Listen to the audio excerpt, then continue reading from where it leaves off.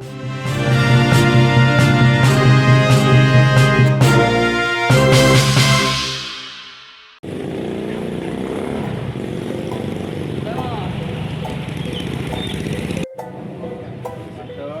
negosiator.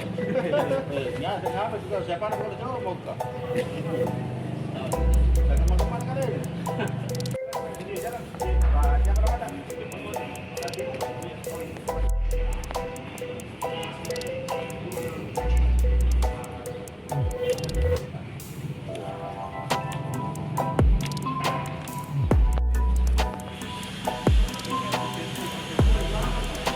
Iya. Iya.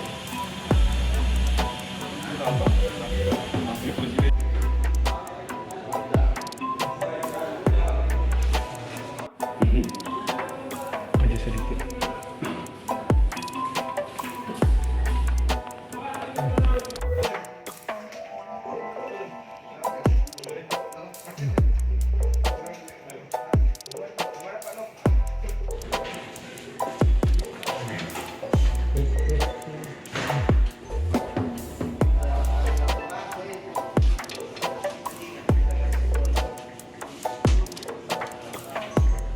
Oke.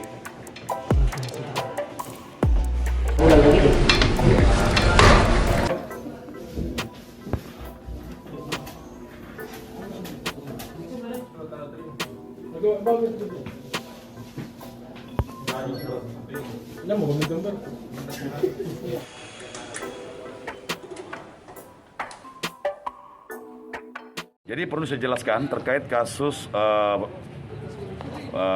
tindak pidana Undang-Undang ITE, pihak kepolisian sudah melakukan pemeriksaan terhadap kedua tersangka Pak Sutri, pemilik kafe, yang sebelumnya kedua tersangka ini tidak memenuhi panggilan karena sakit. Jadi dijadwalkan, kemudian hari ini telah dilakukan pemeriksaan kurang lebih sekitar sudah hampir masuk 4 jam lebih.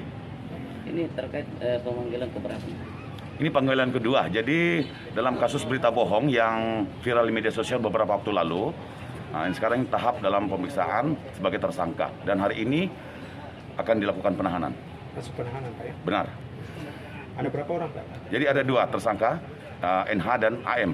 Jadi mereka sekarang ini telah dilakukan pemeriksaan oleh TPTR, penyidik Polres 2.